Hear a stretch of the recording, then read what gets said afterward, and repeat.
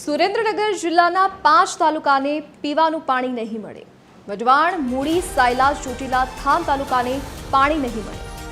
રિપેરિંગની કામગીરી હાથ ધરવામાં આવી હોવાથી પાણી પુરવઠો બંધ રહેશે। પાણી બંધ કરાતા 300થી વધુ ગામના ખેડૂતોને હાલાકી। ખેડૂતોને સિંચાઈનું પાણી નહીં મળે।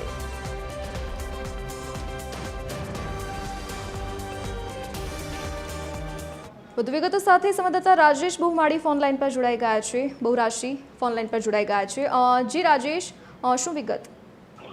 હાજી ધરતી, વાત કરવામાં આવે તો સુરેન્દ્રનગર જિલ્લાના 5 તાલુકાઓમાં સૌથી વધુ ગામો આવેલા છે, જેમાં 4 દિવસ માટે પીવાનું પાણી નહીં મળે તેવો નિર્ણય પાણી પુરવઠા દ્વારા કરવામાં આવ્યો છે। આગામી 2 ડિસેમ્બરથી 5 ડિસેમ્બર સુધી રિપેરિંગ કાર્યક્રમ હોવાથી પાણીનું વિતરણ વ્યવસ્થા બંધ રાખવામાં આવશે, જેમાં 5 તાલુકાઓમાં પાણી વિતરણ બંધ રહેશે, જેમાં વઢવાણ, મૂળી, સાયલા, ચોટીલા, થાન તાલુકાનો સમાવેશ થાય છે।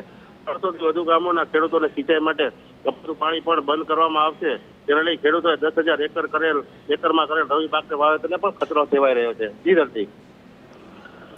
જી રાજેશ, વિગત બદલ આપનો આભાર।